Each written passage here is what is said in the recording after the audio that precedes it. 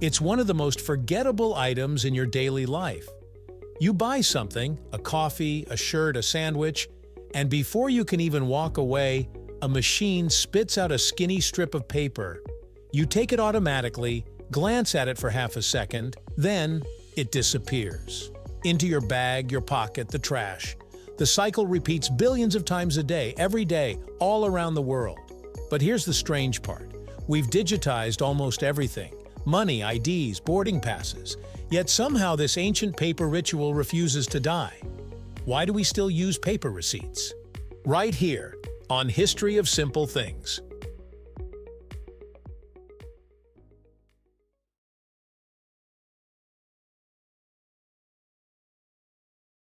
The story of the receipt begins not with paper, but with clay. Over 5,000 years ago, Mesopotamian merchants used clay tablets to record transactions. Barley traded for silver, goats for grain. Each tablet was a hard copy contract pressed with wedge-shaped marks that said, "This deal happened." It wasn't art, it was accountability. Those marks were the foundation of commerce, ensuring no one could claim they paid when they hadn't or sold what they didn't own. In fact, writing itself evolved from these records of trade. Egyptians adopted papyrus for the same reason. Every tax, every sale, every shipment of grain was documented in ink. Receipts existed before currency even had coins. Proof of exchange was civilization's lifeline. As trade networks spread, receipts evolved with them. Ancient Greek and Roman merchants used handwritten documents to verify transactions, and medieval bankers issued written notes as promises of payment. Paper receipts became symbols of integrity, signs that the economy ran on more than barter. It ran on trust, backed by ink.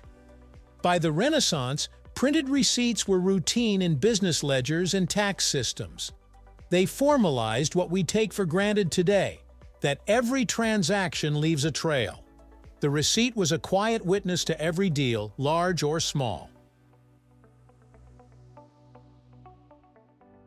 The modern receipt as we know it begins in 1879 with a bar owner named James Ritty. He wasn't an inventor, he was just tired of his employees stealing from the till. So he built a contraption of gears and levers that recorded each sale and rang a bell every time the cash drawer opened. He called it the incorruptible cashier, the world's first cash register. At first, it didn't print receipts, but a few years later, a businessman named John Patterson saw its potential. He bought Ritty's patents, founded the National Cash Register Company, and added a revolutionary feature, printed proof. Now, every sale came with a slip of paper showing what was bought, how much it cost, and when. It was efficiency, honesty, and accountability, pressed in ink. The paper receipt became a staple of the industrial age, fast, tangible, and trustworthy.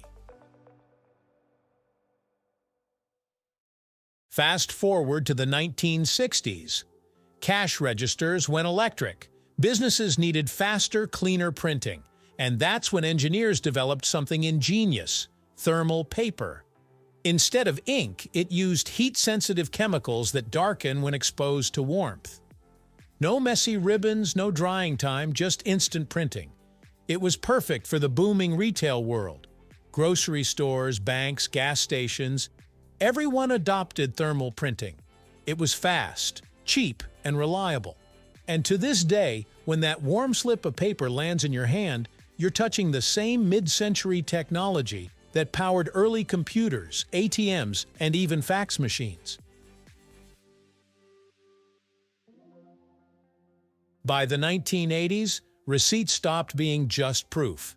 They became marketing real estate. The back of the paper became valuable space. Fill out this survey and win a free burger. Come back for 20% off. Suddenly, every purchase came with a miniature advertisement. Retailers loved it because it turned every transaction into a new chance to sell. Printers got faster, paper got cheaper, and receipts got longer. Today you can buy a pack of gum and walk away with a foot-long scroll of promotional offers.